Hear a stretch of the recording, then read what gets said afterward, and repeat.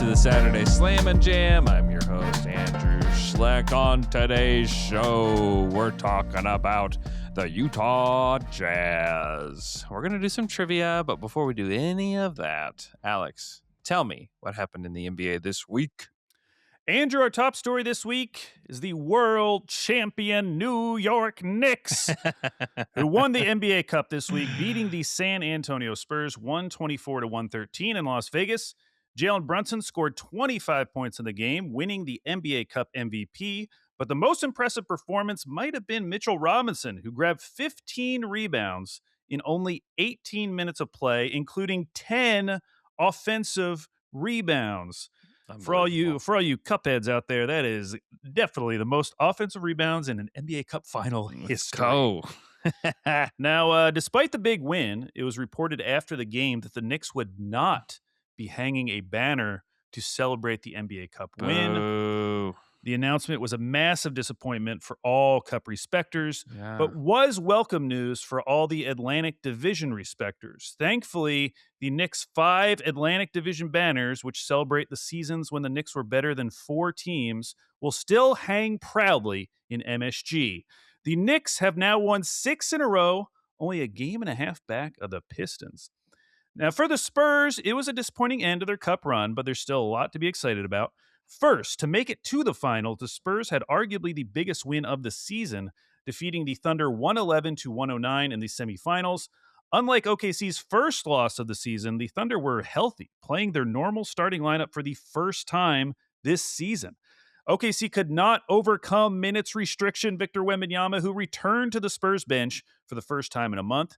Wemby scored 22 points and was a game-high plus 21 in only 21 minutes. Now, the other thing for Spurs fans to be excited about is the recent history of NBA Cup Finals losers. 2 years ago, the Pacers bounced back from their devastating Cup loss and made the Eastern Conference Finals. Last year, the Thunder rebounded from literally their worst game of the season against the Bucks in the Cup Finals and won the championship. Could the Spurs be the next team to use their NBA Cup loss as fuel for a deep postseason run? One team that probably won't be making a deep postseason run is the Golden State Warriors. And when that reality begins to sink in for a proud franchise, what else is there to do but email the billionaire owner? This week, Warriors fan Justin Jutari did just that after searching for and finding an email for Warriors owner Joe Lacob. Justin sent off an email voicing his frustrations about the need for a real second option, a true center, complaining about the immense burden on Steph Curry. Surprisingly, Joe Lacob quickly responded, writing, quote, "You can't be as frustrated as me. I am working on it. It's complicated. Style of play, coaches' desires regarding players, league trends. Jimmy is not the problem." How many fan bases saw this story and were like, what the hell? You could just find their email and yell at them? The fan has a point, though, because this week, Steph Curry broke Michael Jordan's record for most 40-point games after turning 30, when Steph dropped 48 in a game against the Blazers, and yet it wasn't enough, as the Blazers won 136-131. The Warriors have now lost 3 in a row, dropping to 13-15, 9th in the Western Conference. Now, we didn't have a lot of games this week because of the NBA Cup, so let's talk about some of the crazy results we did get on Thursday night, our first night with a full slate of games in a bit. One game, after getting an impressive road win in Boston, cementing their place atop the Eastern Conference, the Pistons dropped an overtime game to the Dallas Mavericks 116-114. The Mavs have won 6 of their last 8, and in one of those games they did lose, Cooper Flagg set an historic NBA record, becoming the youngest player in NBA history to score 40 points after he scored 42 in a loss to our Utah Jazz, breaking a record previously held by LeBron. The Pelicans also got a surprising overtime win on Thursday night, beating the Rockets 133-128, led by Saddiq Bey's season-high 29 points. It is the Pelicans' 3rd consecutive win, which means the Clippers are now only a half game out of being the worst team in the Western Conference. The other surprising win was the Hornets getting the win over the Hawks 133-126. Now, maybe the win itself isn't that surprising, but it's how the Hornets did it. Charlotte tied an NBA record with 18 three-pointers in the first half, including 7 from LaMelo Ball in his return from an ankle injury. LaMelo finished with 28. Con Knipple had 28. Brandon Miller had 26. The game was also Trae Young's return to the lineup, who only played 20 minutes in the loss. And those were the top stories this week. What a Joe. what a week! What a week! Just What a got back from Vegas with the NBA Daily Crew Hmm. a couple days ago. Great to be with them. Great to just see NBA fans in Vegas. It was a great time. Is this your third NBA Cup? Have you been there since the beginning? I have been to every Wow. single NBA Cup. Jeez Louise. I mean, you're setting yourself up for like 30 years. You could be the NBA Cup, the preeminent NBA Cup historian. I could be the cup expert. That You could can be make that your thing. Golly, I've been looking for a thing for a while. This is it. The thing. You could quit The Athletic, start your own podcast just about the NBA Cup, 12 months out of the year, multiple times per week. I'll have to just change my last name to Cups. Andrew Cups. That'd be cool. Okay. Andrew, speaking of the Cup, we're going to talk about some things we liked this week, some things we didn't like, and some things that left us a little confused in the segment we call Good, Bad, What? So, Andrew, what was your good this week? I'm gonna take it back to the Cup because apparently that's my thing. I want to talk about Tyler Kolek, who was awesome in the NBA Cup. In the Cup final, he had 14, 5, and 5, 1 turnover, 2 made threes, saved the Knicks' butts in this game. Alex, I want to ask you a trivia question. Oh. How many times before the Cup final did Tyler Kolek score 0? Double digits. It's 0. It's 0. Oh, yeah. He didn't score double digits before the Cup final, Al. So he's a Cup riser. He is. He had 2 games where he'd scored 8 points. That was his career high. And in 22 games that he played, he scored 0 points. He's in his 2-year NBA career. Like, this is truly out of nowhere. And I know, like, there's a story that James Edwards put out there about how hard he's been working behind the scenes and all that. Like, that has to be a part of his story. Like, he couldn't just not be working hard behind the scenes. But the dude, like, I stood next to him. We are probably about the same height. Like, it's pretty impressive. Like, I'm like just under 6 feet. He's probably there. He's listed at 6'2", not buying it. But this dude is awesome. And not only did he play great in the NBA Cup, but he just had a nice game to save the Knicks' butts again against Indianapolis, where he had 16 points, 11 assists, 6 boards. He's a good player and a guy that the Knicks, who were just desperate for depth last season, just like anybody. Could we get anybody? And he's played really well for them. And to just have another creator off the bench, he's a really, really good passer. Certainly a great live dribble passer, a guy that can do that for them and has a ton of toughness. I mean, he's like flexing on Wemby. Like, he is like a really good basketball player. And so for Knicks fans who have been clamoring for him, by the way, behind the scenes, want this guy to play more, it's a really good sign for him. Like, he's playing really well, and perhaps they have found like a nice bench player in Tyler Kolek, who is certainly a Cup riser. Yeah, and the big question now is just how many of these guys are you going to be able to play in the playoffs? You know, how many of Jordan Clarkson, Tyler Kolek, Yabusele, how many of those guys are you going to be confident in once you get to the playoffs? And you're probably not going to find out until the playoffs, which is why I have heard, talks about the Knicks maybe trying to make a move for just one more depth piece. And I do like that idea because it still does worry me a little bit when you get to the playoffs, how many of these guys we're actually going to be able to trust. Sure. But even if you move off of somebody and you have Kolek sitting there, like, at least you don't feel like, oh my gosh, this guy has like no shot of being good. Yeah. And I mean, maybe this turns everything around. Maybe he becomes a staple of the rotation following this Cup win. Is this a Kolek sanity that is just like about to emerge in New York? Let's go. For my good, I want to talk about the All-Star game because All-Star voting opened up this week. Yeah. I think we have one of the strongest crop of potential first-time All-Stars we've had in a long while. Austin Reeves, Chet Holmgren, Jalen Johnson, Jalen Duren, Danny Avdia, maybe Josh Giddey, since the Bulls decide to start winning some games this week. But the one guy who I want to talk about, because I think it's finally going to happen, is Jamal Murray.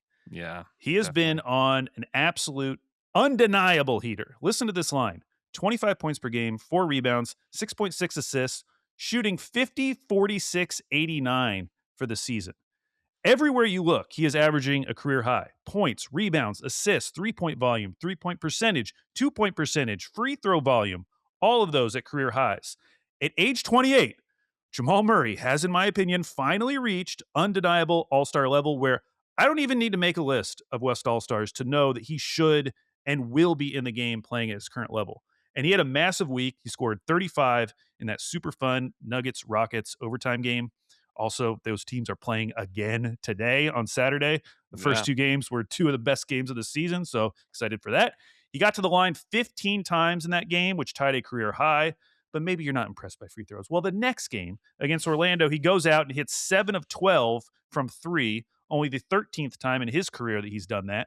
Now, the Nuggets did have that weird little blip where they briefly threw us off the scent. They lost to the Bulls, the Kings, Spurs, and Dallas. They went 4-4 during that stretch.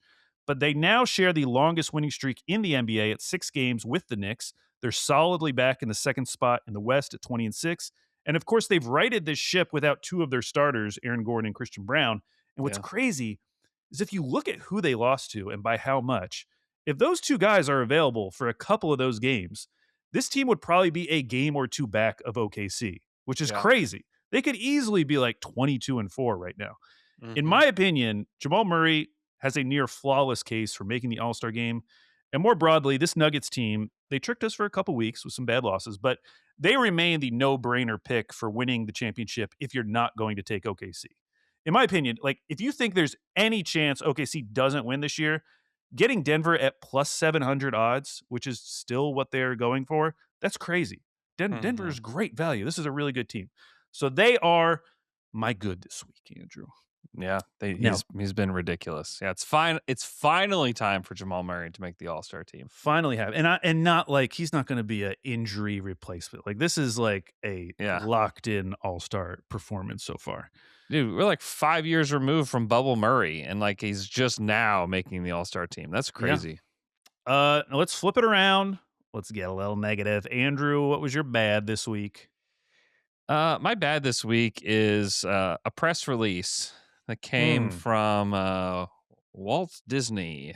I don't know if you are aware. What's he up to? Of what Mr. Walt's been up to. You know what Dunk the Halls is? Dunk the Halls. I do not know what Dunk the Halls is. All right. So if you're unaware of what Dunk the Halls is, they tried this last year, and it's where they play a game. So that this year it's the Cavs Knicks are going to be on television, and then you can turn to this alternate channel, and instead of watching a real basketball game, you can watch the players. It kind of looks like a video game, but it's like, I don't know, Karl Anthony Towns, I think, was on this last year too, the Knicks. Was he on on the Knicks, where he was Goofy. And you can watch Jalen Brunson as Chip and Dale. Nice. Okay. You know, like it's this cartoonized like version of an actual game that's happening. And you're against this. You know, they tried it last year. It's just funny that like the NBA is like, God, we will try anything. We'll do anything. We have to keep changing the All-Star game and has to keep changing to keep everybody's attention. And then they played Dunk the Halls last year. You don't even know what it was. And they're like, you know what? Run it back. And then not only run it back, let's add Stitch is what they decided to do. Adding Stitch. Okay. Stitch is going to be making his Dunk the Halls debut. I just can't believe this is happening. Like to me, it's just a very strange thing. I tuned in for it. And as I'm watching it, I just thought, there's no way they're running back Dunk the Halls. But you know what? They're running back Dunk the Halls. I think it's a bad thing. Well, like, why can't just watch a basketball game? Like, what is happening? Honestly, Andrew, everything you've said so far has just gotten me more excited for Dunk the Halls. Listen, I knew it would. I want you to actually watch it. Because I watched it last year, and it was odd. I'm like, I don't understand who this is exactly for. Like, what's like, who are they targeting here? I will say they could boost the roster a little bit.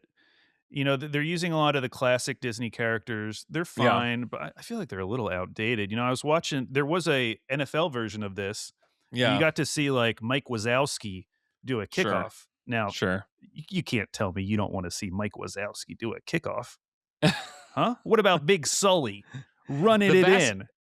the I am now that I'm thinking about it pretty intrigued by the football version of that. Um, Mm. the basketball version, I'm just out on. I'm completely out on. It's like, well, our basketball game isn't entertaining enough. Let's make sure that these guys are Donald Goofy.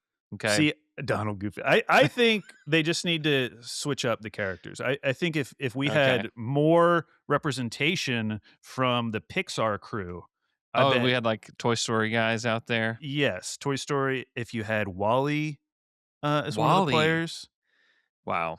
Ratatouille, like you're tuning in for that. Mickey and Minnie, Donald I Goofy. know. I've seen these guys. I mean, I know, Donald Goofy. I Come know on, what they're bro. about. Yeah, if you had like Draymond Green as Sid from Toy Story, then Oh I'm like, wow. you know, like let's go. Like if they made it more thematic like that, instead it's just like, hey, now it's Josh Hart as Pluto. It's like Yeah. what are we doing here? Hmm. What are we doing Okay. here? Okay. Okay. That's Andrew's opinion. My opinion, we actually need to expand this. There should be an alternate telecast for every NBA game For on the the for the holidays. whole season. For the whole season. Yeah. Whoa. No, You want dunk the halls for every game. I get what you're saying, and you are a father, so I mean, if your kids were really into this, I feel like you would know. It Dude, sounds like I they're turned it not. on. I turned Dunk the Halls on last year. I was the only one watching it. And then when we turned the actual basketball games back on, my kids were back in. What if they added the diff? Actually, the diff might be on it because the Cavs are playing. Yeah, I was gonna say we might be presented with the diff as Donald Goofy gets a alley oop. You know. Okay. Well, that was your bad this week. Mine's much different. Uh, my bad this week, I unfortunately am going to talk about the state of refereeing in the NBA. And I Oh, say unfortunately because I hate talking about the refs. yeah, I that hate sucks. that I can match the name Mark Davis to a face. I don't want to be able to do that. I don't want to say to myself during a game, oh, Finchie's big mad at Zach Zarba. I don't want to say those words in I my know. head. I hear I've you. complained about how much of the NBA discussion comes back to foul calls because I think it's the least interesting part of the game, and it's usually the least interesting conversations. But I have to admit at this point it's a problem because when Adam Silver called the NBA a highlight sport, he wasn't wrong in that a lot of the discussion about the league centers around highlights, around specific plays. And when a non insignificant number of those highlights, the plays that are stimulating discussion among your fans, are foul calls, it is a problem. And I don't think that's going away. And this week, I'm going to briefly flip this from a bad to a good. We got what I think is the best summation of the current issues with officiating in the form of a YouTube video from Ben Taylor at Thinking Basketball. Ben spent 20 minutes detailing some of the biggest areas of the game that are currently being abused by offenses, things like moving screens, the gather step, use of the off arm, and then just running over defenders, everyone becoming Giannis. I thought his use of highlights from NBA games in the 2010s, showing how different the game is called from not that long ago, was really good because he's got so many clips from the early Thunder years of Katie and Russ getting called for things that would barely register for a ref today. And I Yeah. thought that comparison was a really helpful visual to explain how much things have changed in such a short time span, despite the rules not changing at all. It's not like he's showing clips of the Jordan rules, in the early Mm-hmm. 90s or something. I'm Yeah. watching Russell Westbrook getting called for barely using his off arm on a play.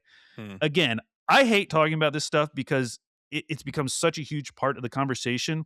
It seems like you But don't, but just keep going. I just don't think it can be ignored anymore. And Yeah. I'm talking about this week because I think it's significant that Ben Taylor's doing a video on it. I Like, we're know. talking about the same guy who did a video last season explaining why a lot of SGA's foul calls are actually fouls. Yeah. It felt like we had gotten to a decent place in the second half of last season and into the playoffs where things got really physical. The refs were letting teams play, and fans were generally happy with the changes. I know there were still complaints during the playoffs, but those finals, the way Indy matched OKC's physicality, I thought that was awesome. But Yeah, now we've agreed. seemingly gone backwards where offenses are once again setting all-time efficiency records, but that added efficiency is being almost entirely influenced by how the game is being called. My stance has always been I just don't want to talk about this stuff. I don't want to know the names of the refs. I don't want to see highlights of questionable foul calls. I don't care that Bill Kennedy is being a little goober at the scorer's table. I don't care. I want to focus. I do care about that. I know you That's care so about good. that. It's so I, good. I want to focus on the basketball, but it's becoming increasingly harder to do that when seemingly everyone, including someone I really respect like Ben Taylor, is Yeah. talking about the officiating. So that is why it's my bad this week. Yeah. Ben is the man, and like somebody great. who's he's completely reliable with almost everything that he talks about. So yeah, even on Thursday night there was this like Colin Dimony Avdia that ended up like deciding the game. Brother, don't. We're getting to that. Okay. So Okay. that's going to be my what? Okay, all right. We won't talk about it. We won't talk about it right now because it is mind-boggling. What is your what this week? You ever re-gifted anything, Al? Oh yeah, a lot of kids' toys. Yeah, kids' toys. It's trade season, and our good friend and frequent Slam and Jam guest Sam Vecini has put out his NBA trade board for 25-26, and the top guys on his trade board these teams are hoping to re-gift them to somebody else. Yes. Anthony Davis, number 1, Trae Young, number 2, Domantas Sabonis, number 3, Kobe White, 4, and Quentin Grimes, number 5. Of all of those, Al, who do you expect to actually be moved before the deadline? I'd be surprised if Quentin Grimes got moved. Is that must be a tax thing? Yeah, I think and it's also just like a contract thing for him. I mean, the way that Mavs are talking, it seems like they're not going to move Anthony Davis. I kind of think they're going to. I kind of think they're you going to. Are they going to extend him? It's either you move him or you extend him. I know. That's the part that I just like. I think they're going to try to move him. And the best fits from Vecini, Pistons, Hawks, Raptors, Celtics. I kind of have a feeling that this just feels like, and I've had a conversation with a friend of mine that it's like, you know what? I just feel like the Raptors are the team that's going to do this. It just feels like a Raptors-y thing. Like the Raptors are not going to be able to bring in guys via free agency. One, they don't have cap space or the money to do it. But even if they did, they couldn't. They're not going to be in position to get a high draft pick. Like, how can they increase their ceiling from where they're at? I just wonder if there's something there with the Raptors and Anthony Davis. And I just feel like there's a sunk cost that's happened in Dallas where it's like, yeah, does it look good to trade the guy that you traded your star player, a guy that would have shaped your team for the next decade? You traded him, then you trade him months later. Like, yeah, it looks terrible. But either you do that or you offer him a contract extension this summer. What would be worse? I would argue offering him the contract extension would be far worse. And just like doubling down on it. So I just feel like Anthony Davis is going to get moved. I wonder if he's going to get moved to a team like the Raptors. I like the fits that he put there. The Celtics is very interesting. I really don't know what they could do to pull that off just because of the amount of money that AD makes. But the Raptors seems to make a lot of sense when it comes to like how that team has been built and kind of how they prioritize building their team through trade and through guys that are a little bit undervalued, which I would say Anthony Davis is right now. But yeah, I kind of think that AD is going to be moved. One thing I've been thinking about is, I'm of course always obsessed with picks and stuff. And so I'm looking at this Dallas situation like, oh my gosh, you have this golden opportunity to get a high pick to pair with Cooper Flagg. Yeah. Like, how is that not priority number one? But I will say the fact that he is 18, I at least understand the other argument because, they don't own their pick for the next 4 years after this one. Yeah. They could get to that point and Cooper Flagg's still only 23. Isn't that they could get through this entire period of darkness where they're not going to own their pick and he'll be like 23 or 24.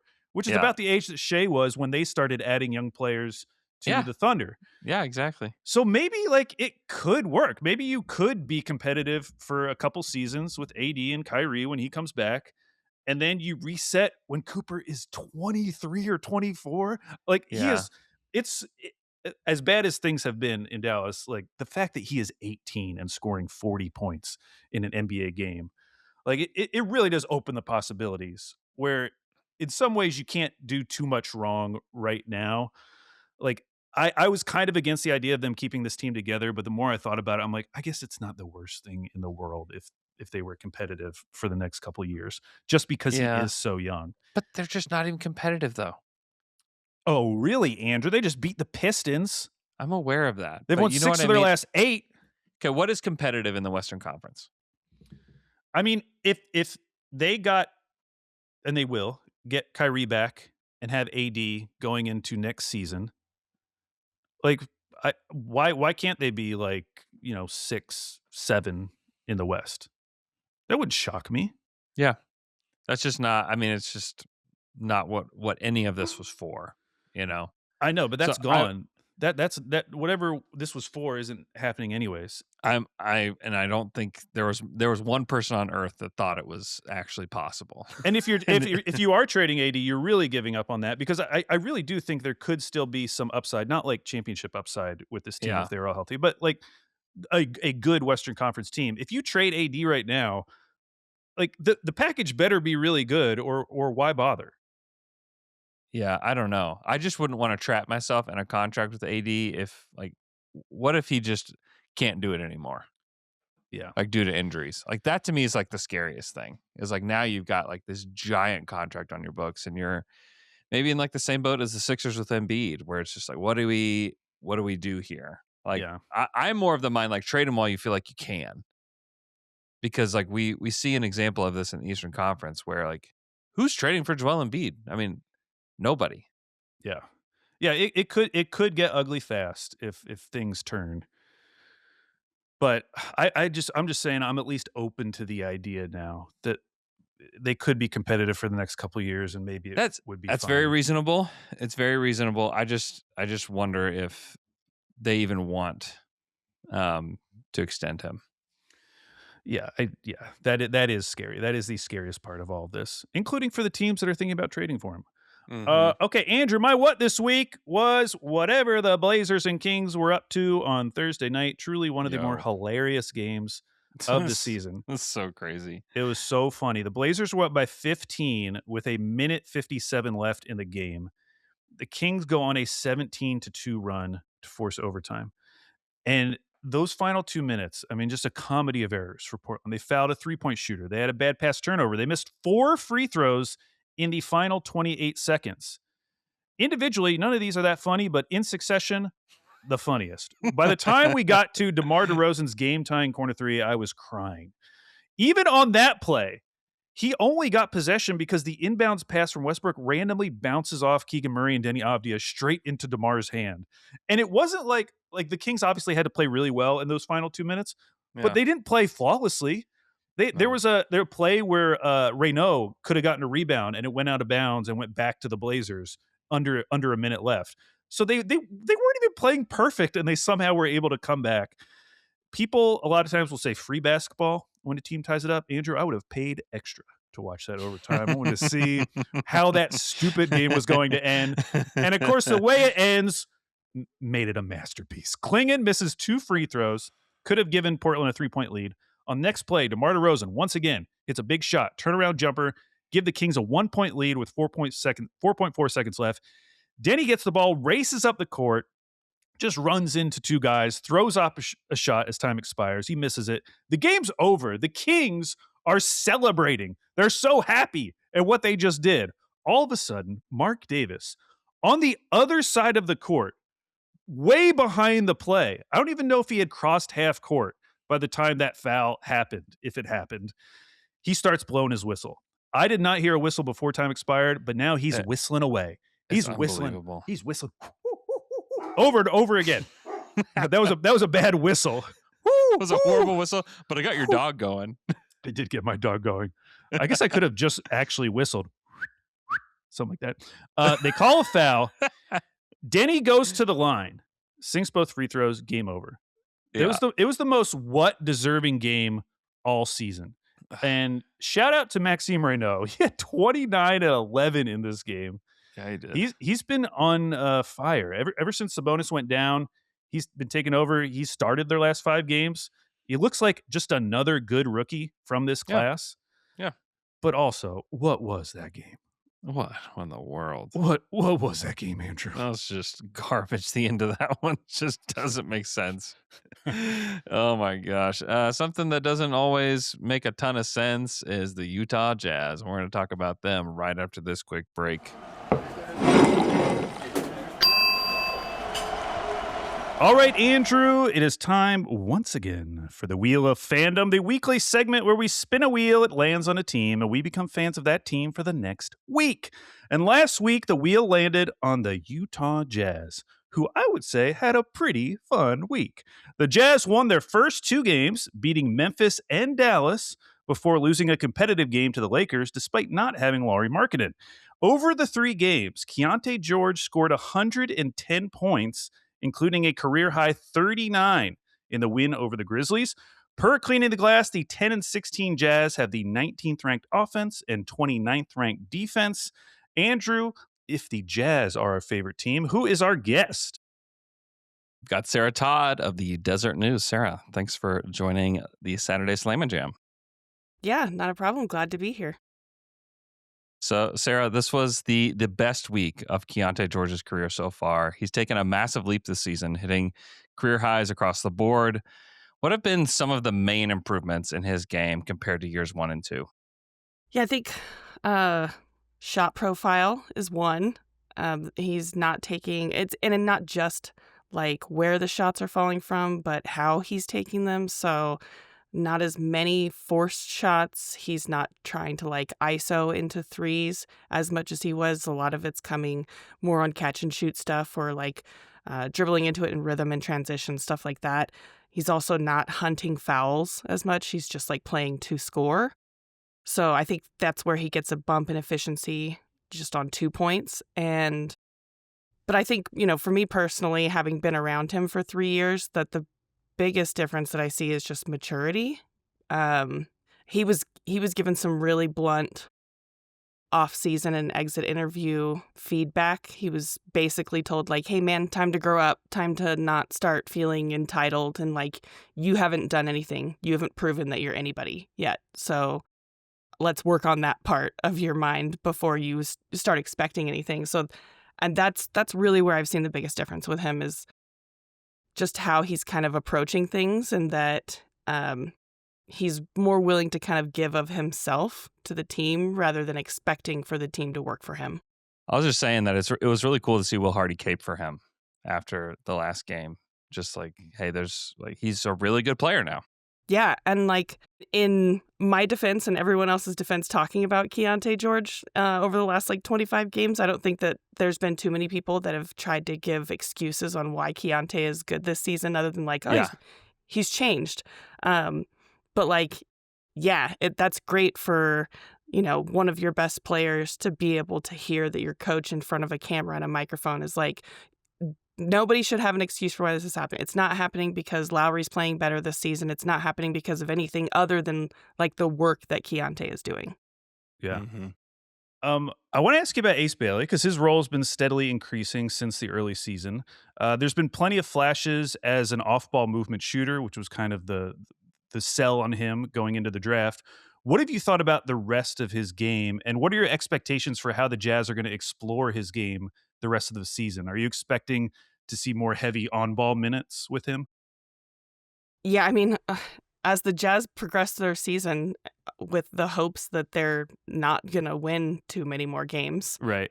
I expect for there to be like a lot more Ace Bailey just so that they can kind of give him a runway. As in years past, I think that you can expect more of like Lowry sitting or other guys not playing on certain nights. And so that's just going to give a bigger runway for a lot of the young guys on the team, but especially Ace Bailey. I mean, I think what has surprised me the most is that he is so much more than advertised, and then also nothing at all like he was advertised. Like, he came in because of his, management and representation issues as a Yeah. guy that everyone was like, this selfish, entitled, horrible kid. And it's just so far from the truth because he couldn't be happier to just be in the NBA. Like, I've never seen a teenager come into the NBA and just like so willing to be like, yes, coach, anything you need. I am just happy to be here. I will be the loudest one clapping. Does anybody need water? Like, he's just so happy to be here and also passes the ball a ton. He's not selfish, but if you put it in context, what was happening at Rutgers, it's like, yeah, we want Ace Bailey to score 35 points, so just put the ball in his hands and let him do whatever he wants. And if he knows that his teammates aren't going to make the shots, then like, why would he pass it to them? And he's in a completely different situation where he's like, yeah, Lowry's the guy that I want to have the ball in his hands. I will pass it to him every time. So he's really smart. He's really athletic. And I'm all of the tiny little flashes that we've seen, it just makes me so excited about what else is coming in the future. How hard is it to judge defense on this team? And, like I think they're 29th, I said, in defense. Yeah. And Ace Bailey kind of had that reputation like, oh, this guy's going to be like a pretty good defender one day. What have you seen on that end from him? Willingness is the first thing. So, like he's clearly been told by whatever coach it is that like, you better be in a low stance anytime that you're on the ball. And I want you communicating no matter what, or you're just not going to be on the court, because he is just like perfectly positioned and constantly talking. And so he's trying to do all the right things right now. And I think that just like nervousness and newness to the league is not something that's worn off and is probably going to take him a while. Like, these guys are coming in younger and younger now. And so, yeah, he seems like that. He seems like a teenager, which he is. And but he's so long, and he's so long in wingspan, and like his legs are so long. And so there have been moments where like he's closed out on a corner and gotten there way faster than expected, and knows how to use his length in those situations. And he just moves quickly. And there's also been plenty of mess ups and plenty of times that he's like completely out of position, like on a shift or a rotation. But that's going to happen. He's a rookie. Right. Mm-hmm. You wrote an article this week titled, "Are the Jazz Winning Too Much?" Alex and I are pretty familiar with watching a team that might be, quote, too good to tank. We actually made shirts for our Thunder podcast that said "too good to tank" on them. This team has been pretty competitive this season, even after the loss of Walker Kessler, which has been kind of surprising. How committed do you think the organization is to ensuring that that they get their top 8 protected pick and not send it to OKC? And like, how much will we see Lowry throughout the rest of this season? Yeah, I think the organization is very committed. I have no doubts that, when I wrote that article that you're talking about, that's 10 wins by mid-December. Mm-hmm. And that is too many. Like, we've got 7 teams in the NBA that are on pace to finish with like fewer than 25 wins. And if you want to be guaranteed top 8, you've got to finish like 4th worst or worse. And 10 wins in December is just crazy if you're trying to tank. So they can't really win more than 12 games the rest of the way out. And I feel like the front office is pretty committed to that. So, last night was kind of one of the first indications. Lowry out with what was called groin injury management. Mm-hmm. Okay. And I'm surprised to hear that he's managing a groin injury that did not exist before yesterday. So, and I would expect many more of the same types. I expect so many Cody Williams minutes to come. Yeah. It is really interesting, though, because like in past seasons, they had veterans that they could offload. Like there was like other things you could do to tank. And now they've gotten to this point where it really is just the young guys. And so they are just going to have to sit them more, or like you said, play Cody Williams more, which Yeah. I have a question kind of related to him, because beyond guys like Keyonte George, Ace Bailey, Flip, the Jazz have a ton of young guys that I don't know what to do with just yet. So if you had to bet that one of Isaiah Collier, Cody Williams, Taylor Hendricks, Bryce Sensabaugh, or Walter Clayton Jr. were going to be on the next great Jazz team, who would you pick out of that group? Man, that's difficult. I might okay, immediately I'm narrowed it down to Bryce Sensabaugh and Taylor Hendricks. And here are the problems is like Taylor Hendricks has two NBA things that could keep him in the league, right? He can shoot the three and he is strong and big. And so that can keep you in the NBA for a few years. Likewise, Bryce Sensabaugh can shoot the three incredibly. So like just being a shooter can usually keep you in the league too. Problems. We have no idea if Taylor Hendricks can reliably play basketball, because his rookie season, it was like, ooh, this guy's not ready. And then he played 3 games and broke his leg. So that's where we are right now. And he's just coming off having missed a year. So his reaction time is horrible. He's just getting back into like playing regular rotation minutes. And so I have no idea what it really looks like for Taylor Hendricks to do anything. And Bryce Sensabaugh cannot play defense. So if you're able to be hunted, that makes it difficult for you to be a good shooter and stay on the floor unless you're JJ Redick, right? Like, Right. So I think that I would bet on athleticism between the two and just go with Taylor Hendricks. But I mean, yeah, there's a chance none of these guys are not only not on the next great Jazz team, but like not in the NBA. Right. Yeah. Well, I'm kind of glad that was your answer, because that's how I'm feeling about these guys. Like, I just don't know who to buy into right now. I'm hoping that we get some more Walter Clayton Jr. minutes as the season goes on. You know, he's a rookie, so there could be something there. But yeah, I just really struggle with all of these guys. Yeah, I mean, when you look at Isaiah Collier, right, like he had a good game against the Lakers, and he's had good games for the Jazz. He looked like he had it looks like he has a lot of potential. But then when you kind of peel the layers back a little bit, the truth is that he's small and either can't shoot, doesn't shoot, or is scared to shoot. And small and can't shoot as a point guard is just not someone who's going to be on a team that's actually trying to win playoff games.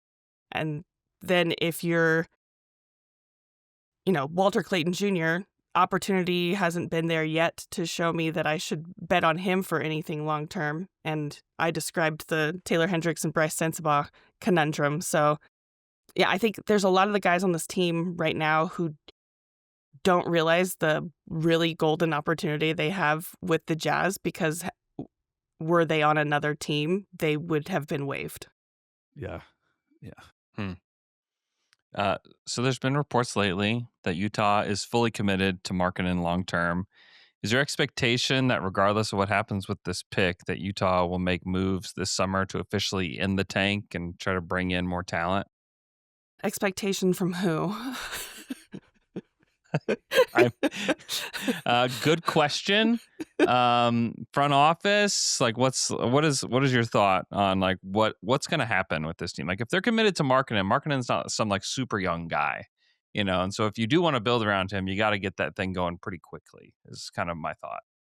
Yeah, I mean, Lowry's 27 now, so we're in his prime. We're there, and so if you want to use him and not waste him, like now's the time to go. I think that the Jazz being kind of handcuffed by this OKC pick the last few years has forced them into this situation a little bit. That being said, like we all know the NBA, we all know Utah, and so it's not like there are a lot of big time free agents that are going to be like clamoring to move to Salt Lake City.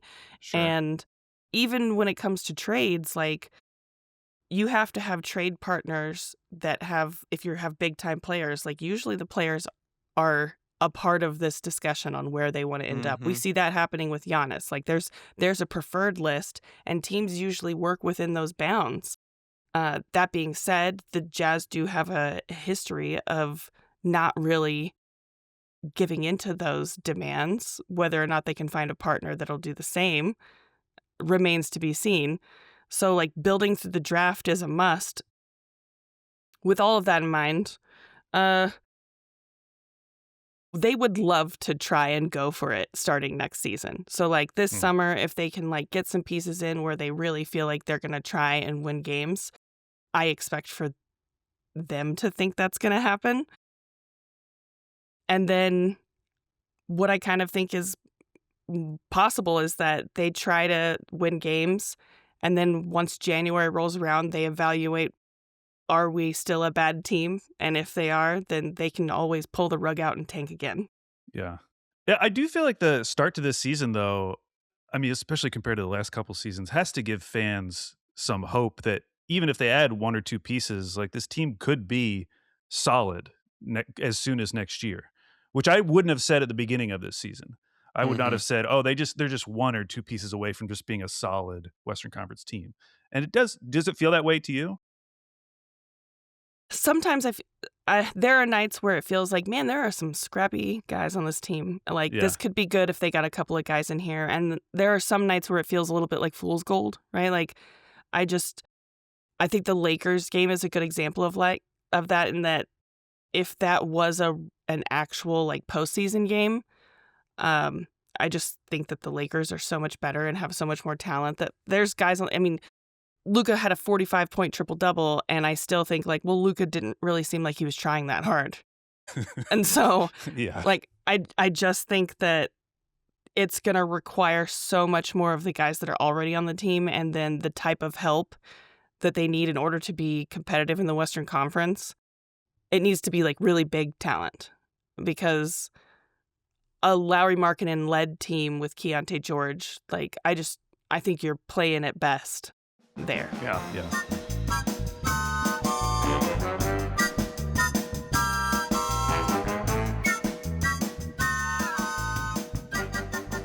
Well, Sarah, thank you for answering all of our questions about the Jazz. But it is now time to play Andrew versus the Beat, our weekly trivia show where Andrew goes head-to-head with an NBA beat writer this week, Sarah Todd from the Deseret News. Now, Sarah, how this works is I've come up with 8 questions about the Utah Jazz. You're going to give me a number between 1 and 8. It'll correspond to a question. Some are easy, some are hard. If you get it right, you'll get at least 2 points. If you get it wrong, Andrew will have a chance to steal for 1, and we'll go back and forth until all the questions have been asked and answered. So to start us off, Sarah, I just need a number between 1 and 8. 3. Question number 3. Only one of Utah's 15 most played two-man lineups has a positive net rating. And get this, it's a plus 12.3 in 292 minutes. Wow. Who are the 2 players in that lineup? Now, you do get 1 point per correct answer. A plus 12.3. Impressive. 290 minutes played together this season? Yes. I don't actually know how it's possible for one two-man lineup to be that good while all the other ones in the top 15 are negative. But it is true. Yeah, that is wild. It feels like... Oh, man. It feels like I should just go obvious, but it feels like if it was this obvious, then the team would be good. With that kind of a net rating. Okay, I'm just going to go Lauri Markkanen and Keyonte George. Well, I'm glad you said Lauri first, because that is correct for 1 point, but it is not Keyonte George. Yeah. So, Andrew, you could steal a point if you can name the other player. Oh, boy. What about my guy Flip? It is your guy, Flip. Let's Kyle go. Filipowski. Your guy. I didn't know that we had big flip heads. Oh, big flip heads here. We were big fans of him in the draft. We wanted the Thunder to draft him. Yeah, we did. And I feel like it's been justified. I'm excited that he's I going to feel get good a lot about more that minutes going forward. I've been made fun of a lot for that take, and I feel pretty good about it today. All right, number one. Keyonte George had 39 and 37 points in back-to-back games. I wrote this before last night. He hit another 30-point game. Yeah, he did. So that would actually be his 13th 30-point game of his career. Okay, so he's had 13 games where he scored 30 points or more. Okay. That ties him for 15th all-time for most 30-point games by a Jazz player. We're going to name the 14 players ahead of him. So this is throughout Jazz franchise history who has had more 30-point games than Keyonte George. There's 14 names. How this works, Andrew will give me a name, then Sarah will give me a name, and we'll go back and forth till one of you stumbles. So Andrew, who would you like to start with? Karl Malone. Karl Malone. Great guess, Andrew. He is number one on this list. It was a guess, yes. All right, Sarah. Donovan Mitchell. Donovan Mitchell, number 4 on the list. Oh, wow. Andrew. Gordo. Gordon Hayward. Yes, he is on the list. I can't count, but around 10. Around 10-ish. Okay. All right, Sarah. Darren Williams. Darren Williams. He is on the list around 8. He is number 8 on the list. Andrew. Adrian Dantley. Adrian Dantley, number 2 on the list. Back to Sarah.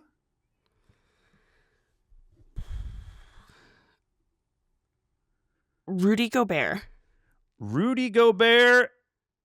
That is incorrect. Yeah. Rudy Gobert does not make the list. I was hoping someone would say John Stockton because he's not on this list. I will not. I felt so nervous about that one because he never did. He even ever average like 20 points a game? Like I don't feel like he did. Yeah, I don't know.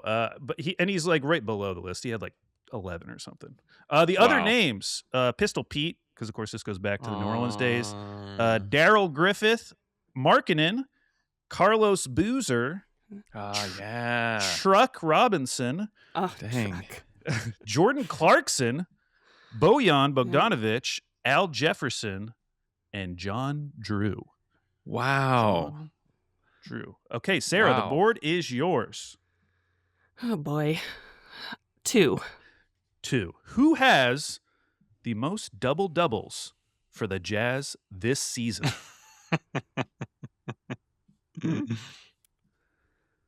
Yusuf Nurkic. That is correct for Let's 2 points. Oh, you said Nurkic.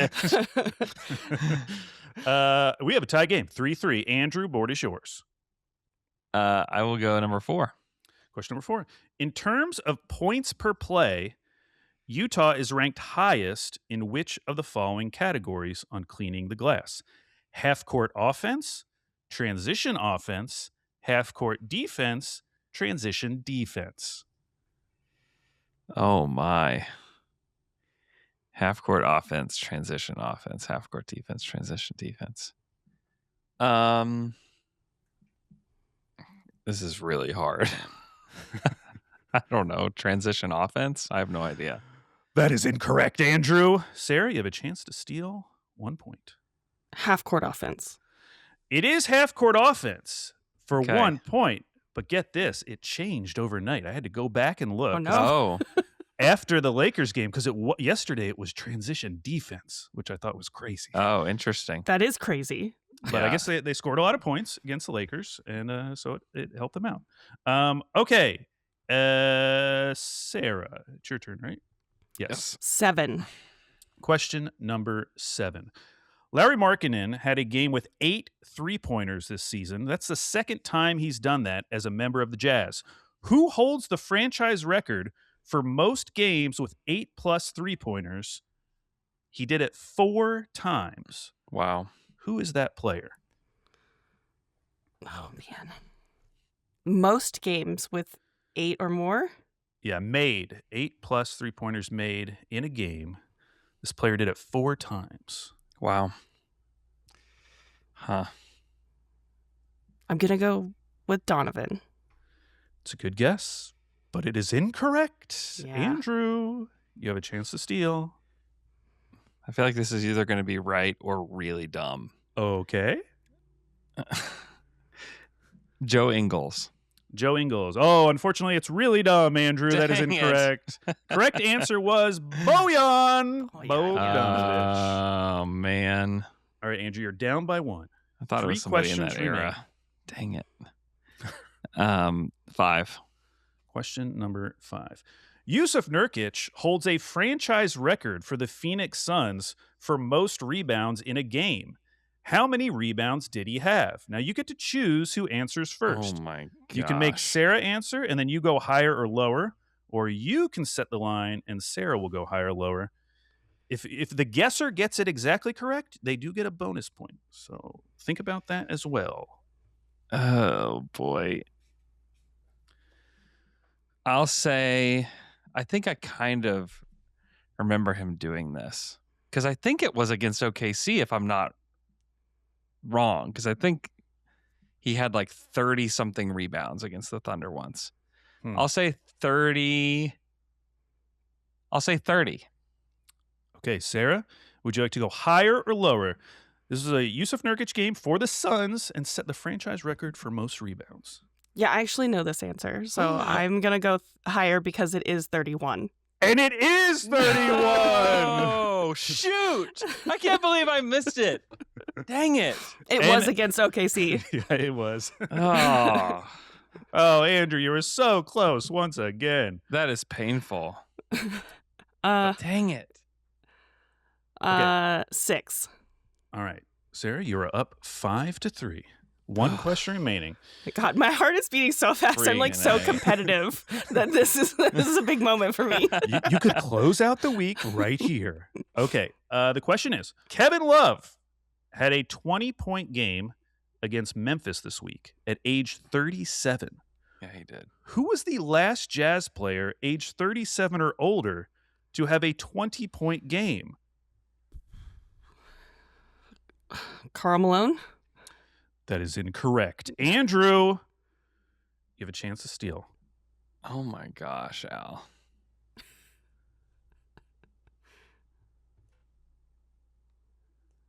$37. 37 years old. 37 that's old. That's old. And a lot of these older, like the older Jazzmen I'm thinking of, didn't play that long. Golly, if we're going for longevity, I mean, John Stockton, even though he didn't score very much, I guess John Stockton. That is also incorrect. The correct answer was Kyle Korver. Kyle Korver. I would not have gotten there. No. Dang it. Okay. Final question.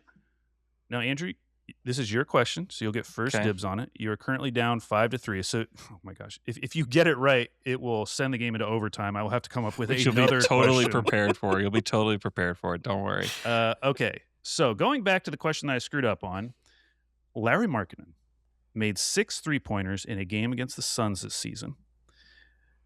That is the who cares? He's done it a lot of times. We're gonna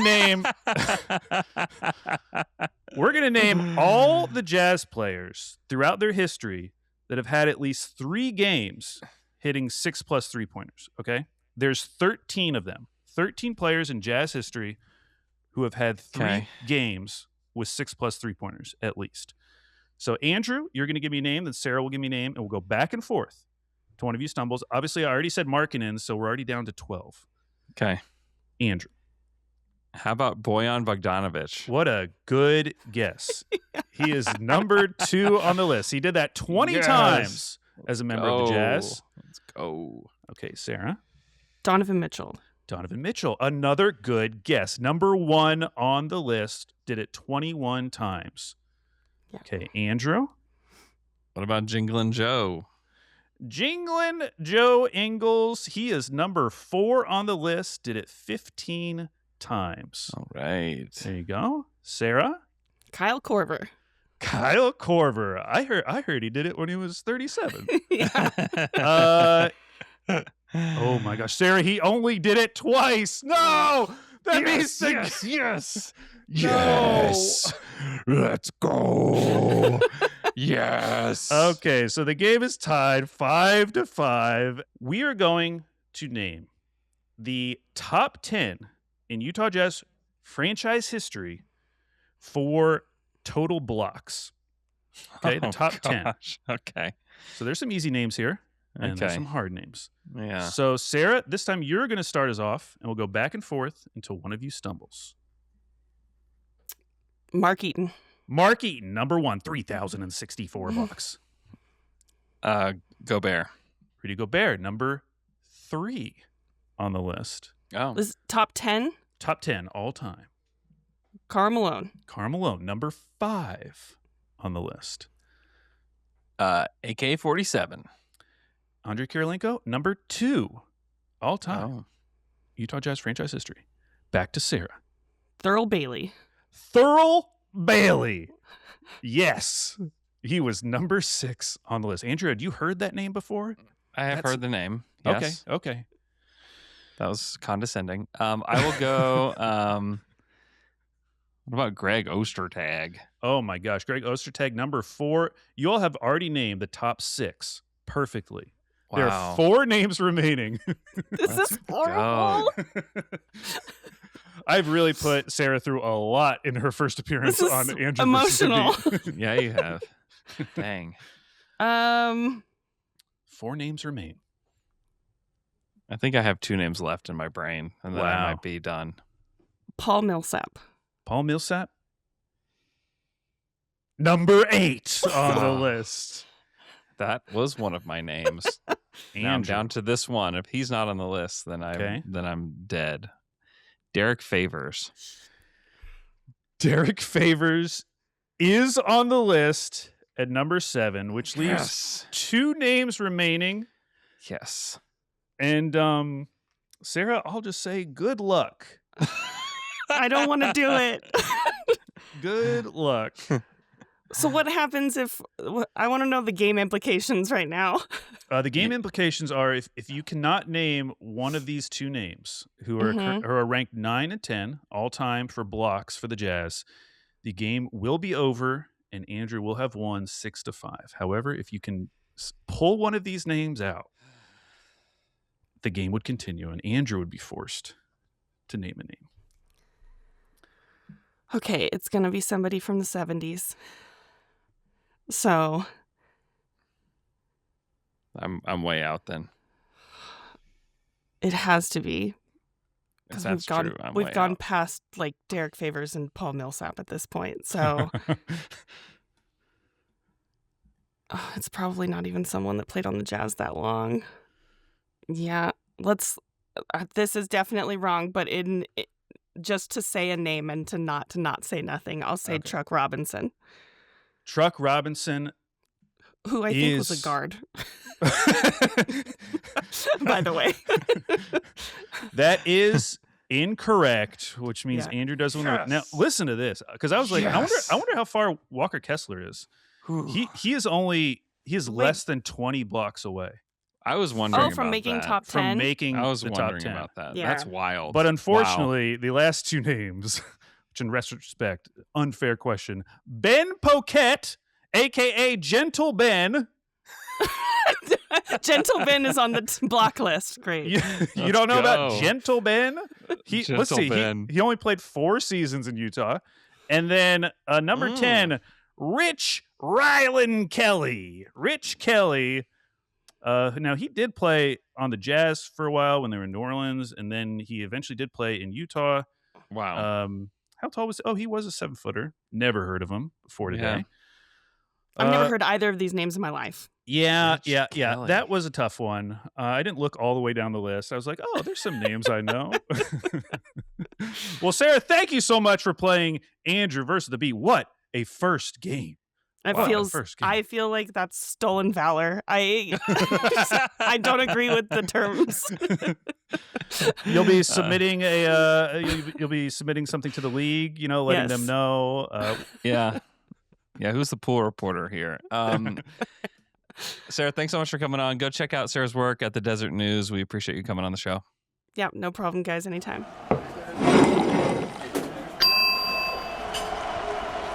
All right, Andrew, that was Jazz Week. And it's time to Jazz. spin the wheel of fandom once again. And this is a big week because we're going to be off next couple of weeks for the holidays.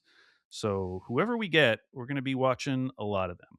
Double dose. I'd love to get a team that's playing on Christmas, but let's see who we get. Next Wheel of Fandom team will be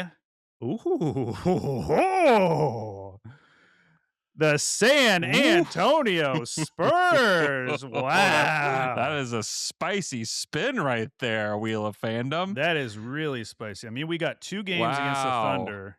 Yeah. That's one of our best spins ever. Gotta say. That is one of our best spins ever. Yeah. Christmas Day, I'll be there in person to watch. Oh my gosh. The Wheel of Fandom team. Unbelievable. Jared Weiss. Yeah, Jared covers the Weiss. Spurs now. Yeah, we'll get Jared on here. God, this is incredible. Incredible. And they're a fascinating team too. It's a great team. That's a great spin. Thank you, Wheel of Fandom. Also, I'll say thank you to anybody that leaves us a 5-star review on Apple Podcasts. You got a couple weeks to do it. All right. Leave us a 5-star review and we'll read it on the podcast. Would really appreciate that. I hope you guys have a Merry Christmas. Thank you so much for listening to our podcast. Enjoy the basketball. Enjoy the Christmas Day basketball. There's no better day to watch basketball on Christmas Day. It's just the very best. Enjoy it. And we'll talk to you guys again in a couple weeks.